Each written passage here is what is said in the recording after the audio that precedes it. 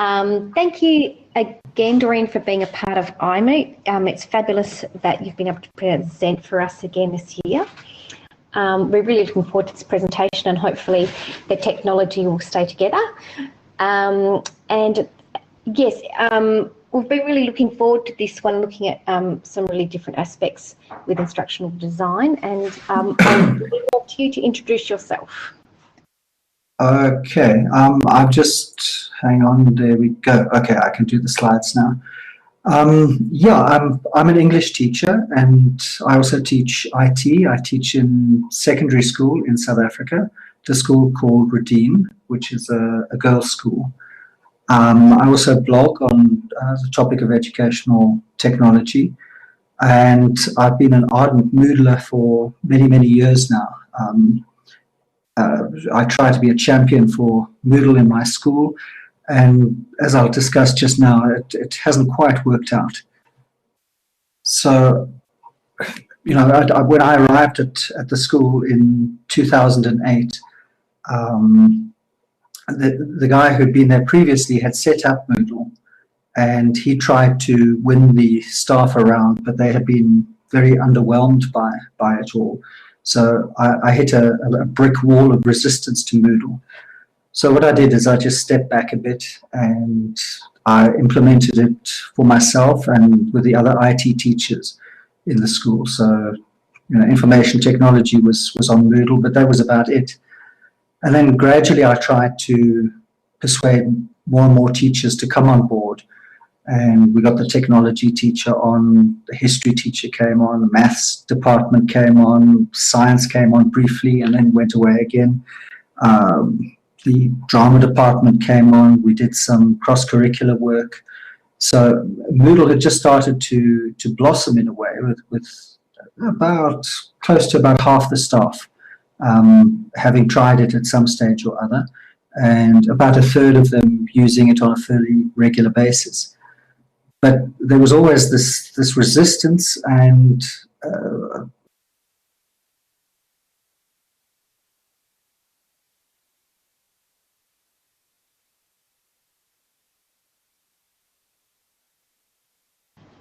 Unfortunately, it sounds like Dorian has just been kicked out again. We'll just see if he can get himself back in again, and I might be able to give him another suggestion. We'll see what we can do.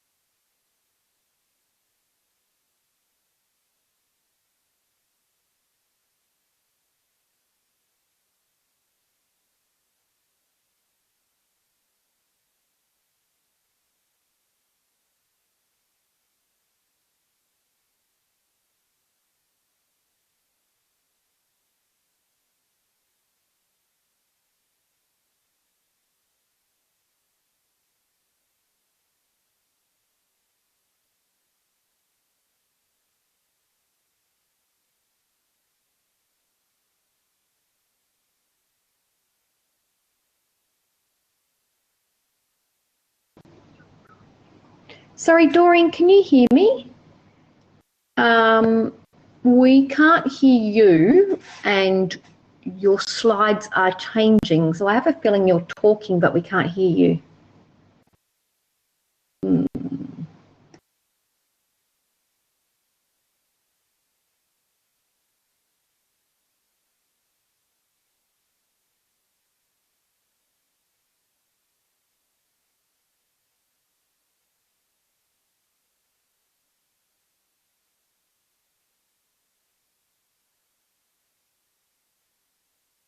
Hello, can you hear me now?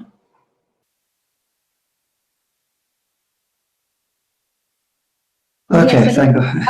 Yes, I'm sorry, I was trying to get your attention. I took you off presenter. Yeah, we missed 2 slides back, I think it was. So if you go back 2 slides, that's where we were up to. Okay. So Google Classroom. Yeah, as you went to this one, that's when we lost our sound.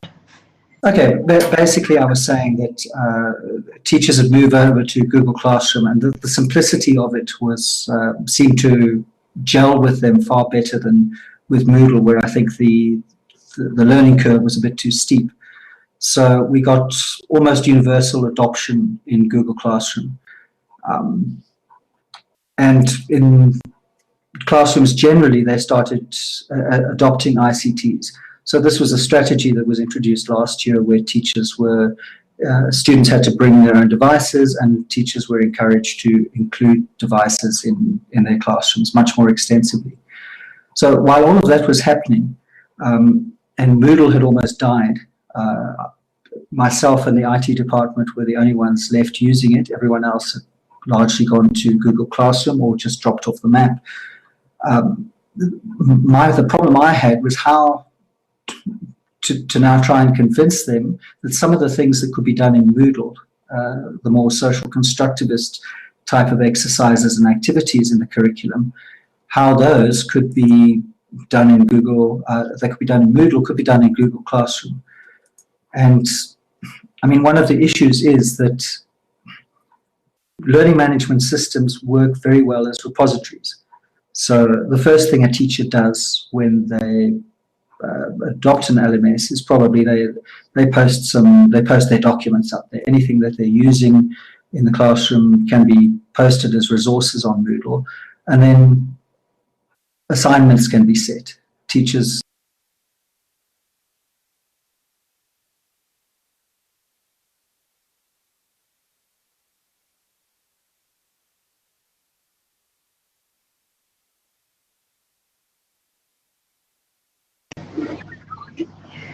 Dorian, unfortunately, we've lost sound again. Hopefully you can hear me and work that one out.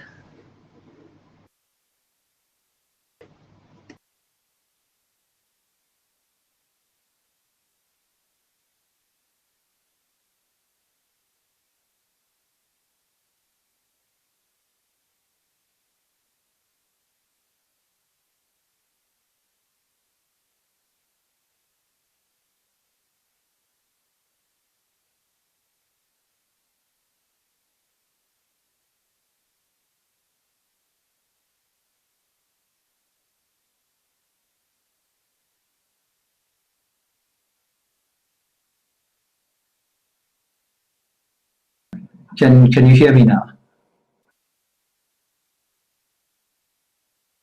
Okay, I'm sorry about that. I just got lost again. That's okay. I think it might just happen. I'll just keep reminding you. That's fine.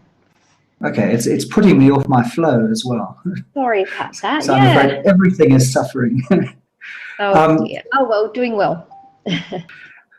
Okay, so if I'm thinking about instructional design, and if we look at the history of instructional design over the last 60, 70 years, we can see that as psychological theories, as learning theories have developed from behaviorism through the first cognitive revolution, constructivism, social constructivism, and now the second cognitive revolution, instructional designs have also developed, but probably about a decade or so behind.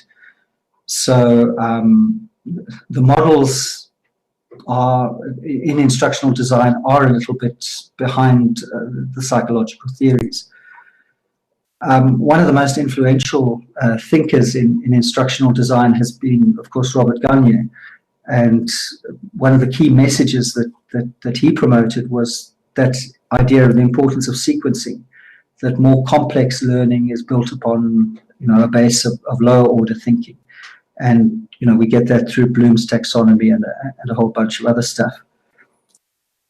I just threw this slide in on the 9 events of instruction because it's perhaps Gagne's most important contribution to instructional design. So he says you need to gain the attention of learners, you need to engage them in some way, and you start up front with the objectives. What is going to be taught? What exactly do you want to teach in your unit of work? You stimulate recall of prior learning. You present some kinds of stimulus. There's some kind of input, some kind of instruction. You provide learning guidance, facilitating the student through any practice routines. You then ask the student to perform whatever task it is that they've been taught. You provide feedback to them. You assess their performance, and then you provide activities to help them remember what was taught. So this model of the 9 events and sequencing of instruction has formed the basis of instructional design for many, many decades. Other fundamental models which have influenced it are, for example, Dale's cone of experience.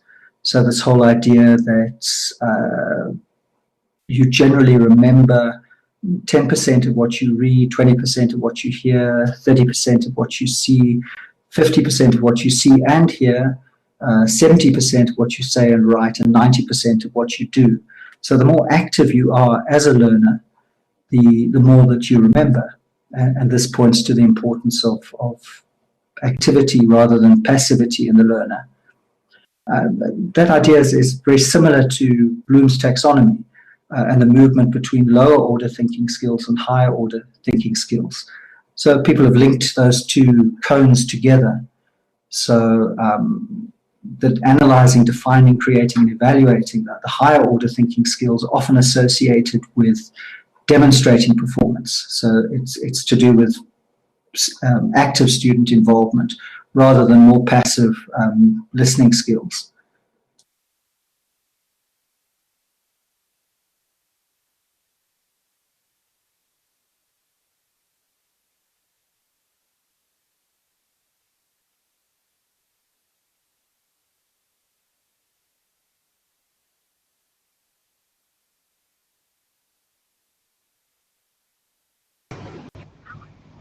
Dorian, just to let you know, we've lost that sound again, if you can pop it back on.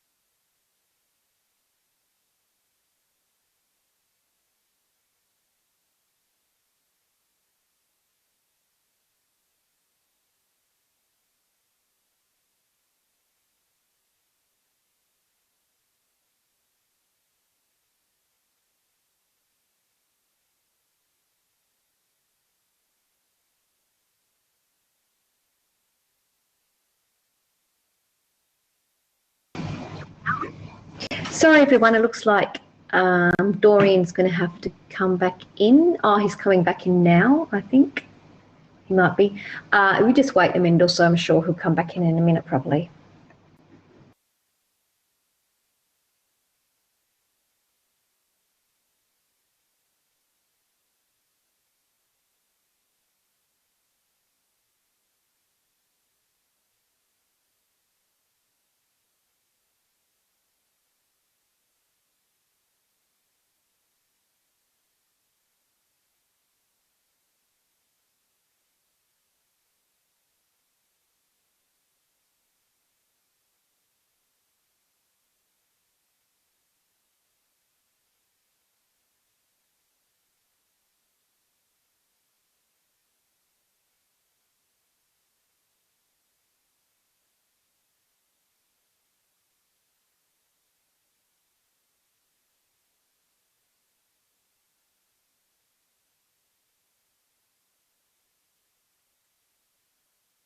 Hello, can you hear me?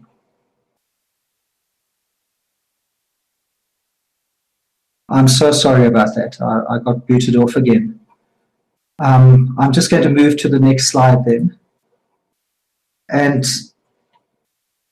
the idea here presented in this slide comes from Ertmer and Newby. And what they suggest is that when the level of the learner's task knowledge, in other words, if it's low, you're a beginner. If it's high, you're an experienced person. And if you chart that against the level of cognitive processing required by the task, is it a very simple task on the low end, or is it a complex task at the high end? So that the learning strategies which are necessary, for example, at the low end, behavioral strategies are quite adequate. So if I want to learn how to juggle a ball, for example, then cognitive strategy, behavioral strategies might be the best way. Practice, practice, practice, drill and practice, etc. But as ideas become more complex, obviously I need cognitive strategies. I need to think about mind maps and things like that. And the more active and the more experienced I get, the more it depends upon my own activity in constructing knowledge for myself. I've redrawn that particular graph in this way, just to make it a little bit more plain.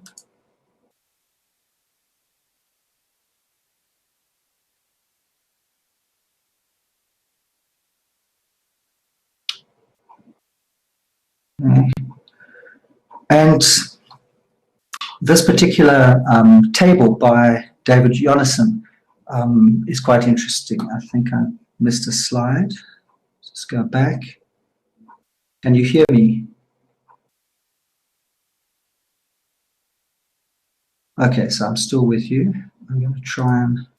It's very unresponsive at this end, but I just missed a slide out. Okay, I'll just wait.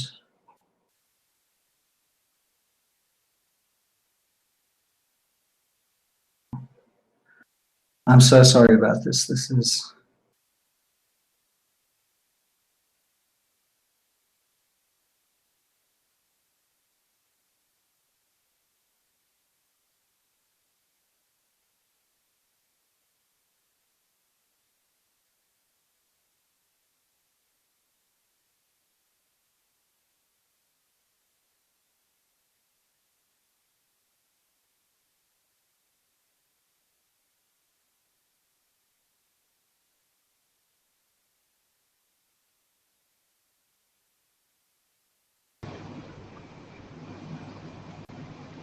It looks like we've got the same problem again.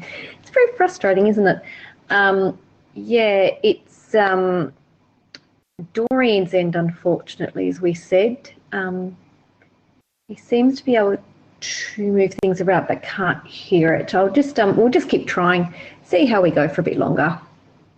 Okay, I'm so sorry about this. It really is most annoying. Okay, so David Jonasson suggests that for constructivist learning, what the teacher is doing and what the student are doing can be essentially quite different activities. So if the student, I just need to get that slide back. This feels like banging your head against a brick wall.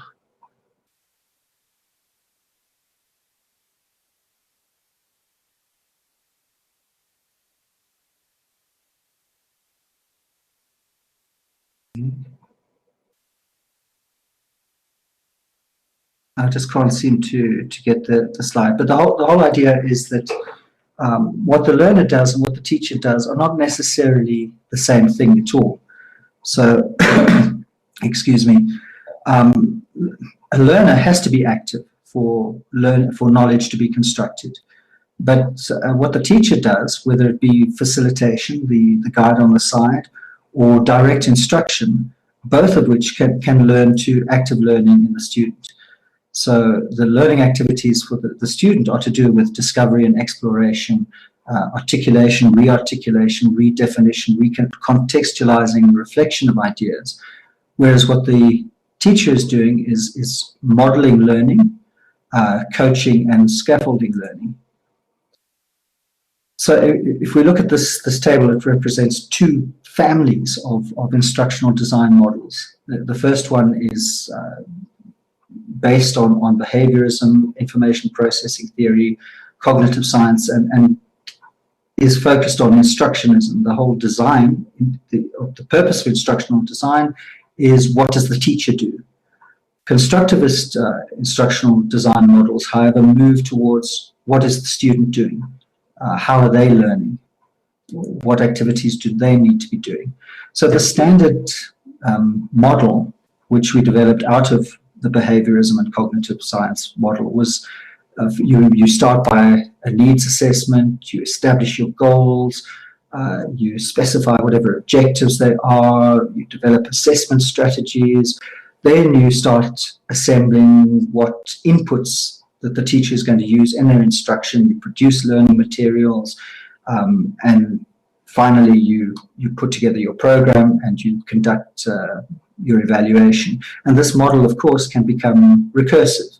So in the ADDIE model, for example, which I think is used very extensively, you can see that it goes around in circles. You analyze your audience, your students, the scope of the project, etc. You develop the design, you implement it, you evaluate it, and then that leads back into the process for redesign.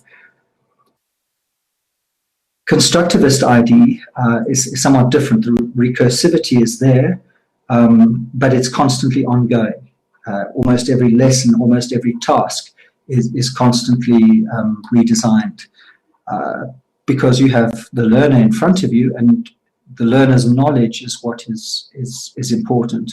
And the instructor needs to constantly be looking at what's happening in every single lesson, in every single task. But all of this, I think, hits a brick wall when it comes up against the teacher, because teachers have teachers' brains, and teachers' brains are completely different.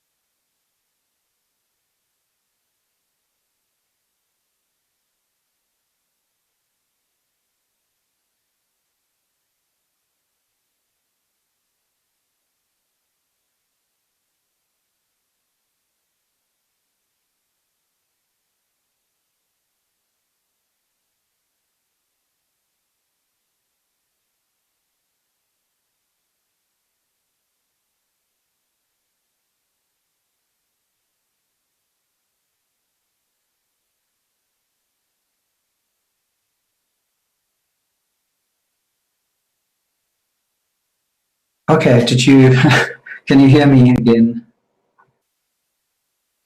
I'm just going to plow on, hoping that you can. And our instruction is also driven by the context in our learners rather than, what are the goals and so forth.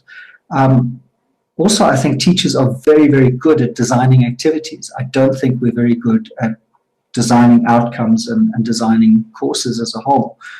We have a particular bit of content that we need to deliver, and we think, what's the best way of doing that?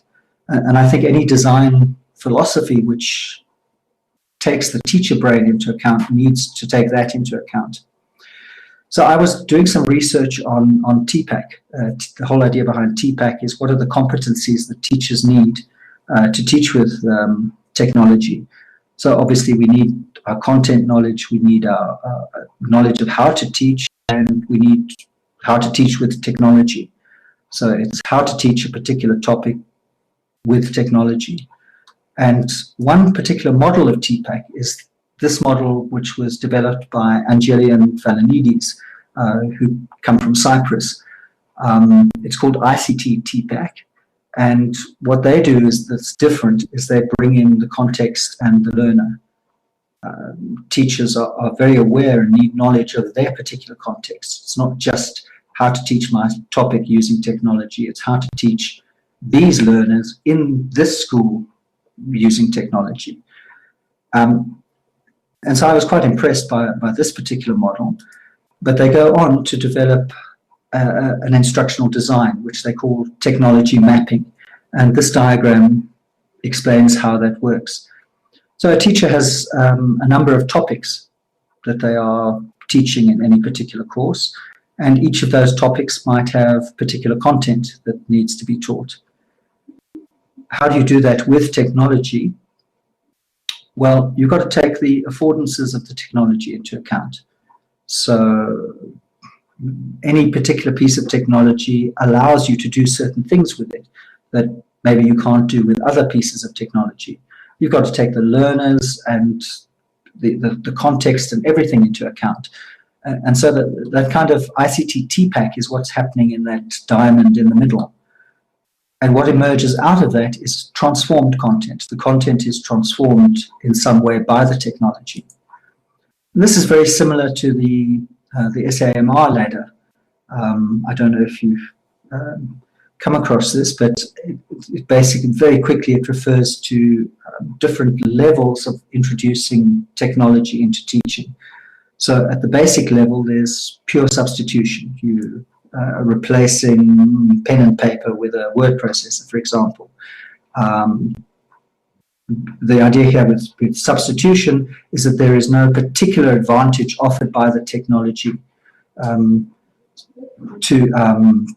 with augmentation. However, when you introduce the technology to substitute something that you were doing previously, it does have certain affordances which offer certain advantages.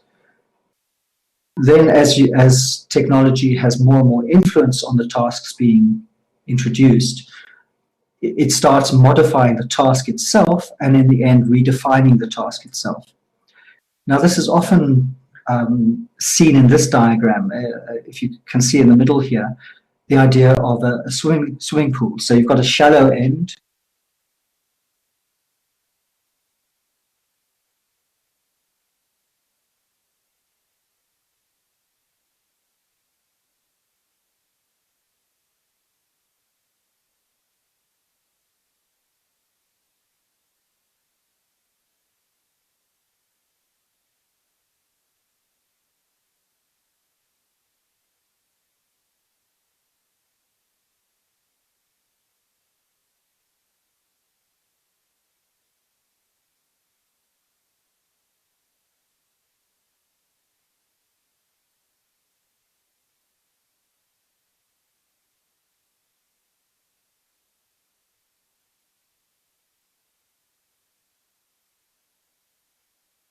I'm really amazed that you're all still here putting up with all of this. I'm so sorry. I was just saying that a problem with this model is that the shallow end of the swimming pool metaphor is seen as less valuable than the deep end. And that's not necessarily the case. Our job is learning and teaching rather than using technology just for technology's sake. So how does it transform my own practice? Since coming across this model, what I found is it's kind of streamlined. Yeah, indeed. Keep calm in Moodle. It's streamlined the way in which I go about introducing the technology. So I don't worry about, is what I'm doing, how is it going to transform my teaching, how is it going to make me a better teacher or anything. All I think about is there a better way of presenting this particular content, in presenting it in such a way that students will become more active and therefore be able to do more and learn more themselves rather than being more passive.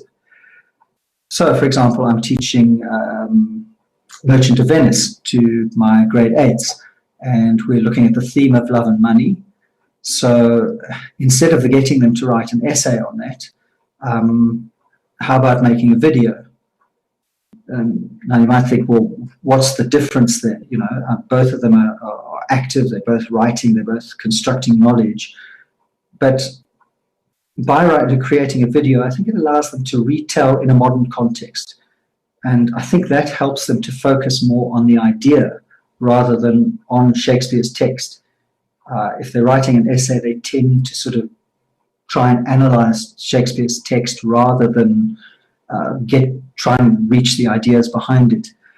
And one of the big advantages, one of the big affordances of a video, of course, is that you can then get the students to put their videos on Moodle, and using, for example, the choice module, they can view it and then either assess it, or they can put it up on forum and chat about it. So I think that helps, transform the exercise in some valuable ways. Or, for example, looking at character. So part of what you do in literature is try to get students to understand that different characters in a work of literature have different points of view.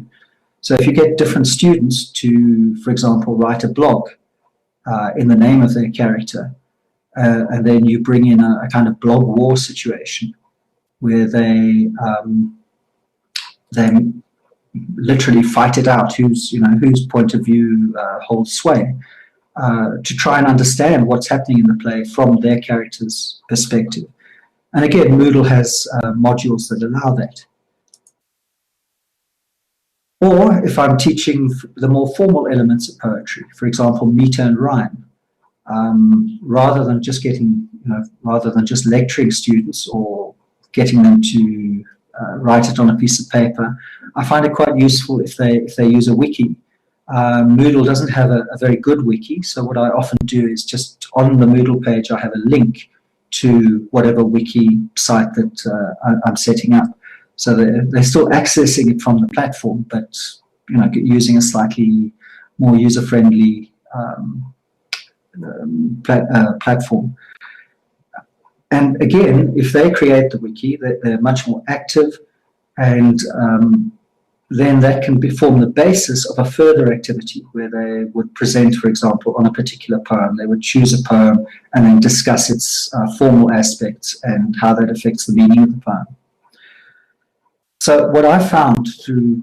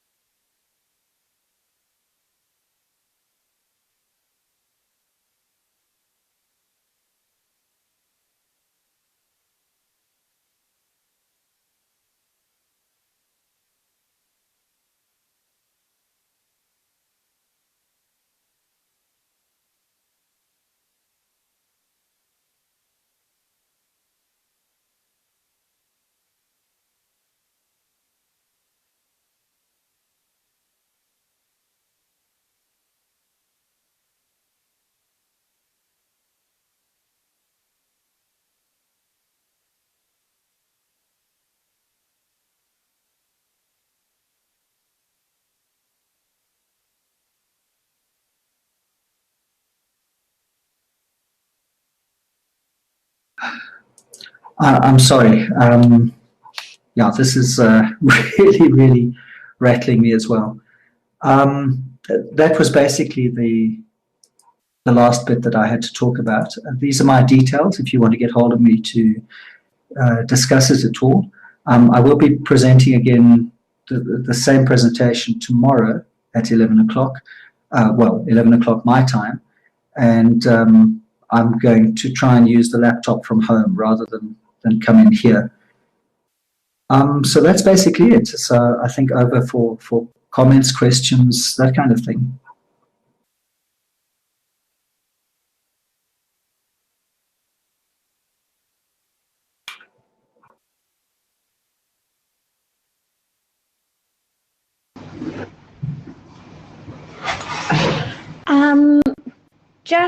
Sorry, I'll let you answer Kim's question in a second. I thought I'd just jump in very quickly where I've got a bit of sound and say thank you very much, Dorian, for your patience. and that you kept going. Oh, and so we're thank you. Thank you. And you'll see that you've received a very special badge that only a few have received, called the Keep Calm and Moodle badge, which Julian received early this evening and somebody yesterday as well. So you don't want that badge normally, nope. But No, you don't. thank you so much. I'll give it back as soon as I can. Oh, look, you're very privileged to be one of the special people who got one. And Kim did have a question and said, what wiki do you like to use? And I'll keep the recording going until the question's finished, but just want to jump in and say thank you. Okay, well, thank you, everyone, and thank you for being so patient. I used Wikispaces quite a lot. Recently, the only one I've used actually is on Moodle. I have persevered with it, but it is really clunky and not very user-friendly at all.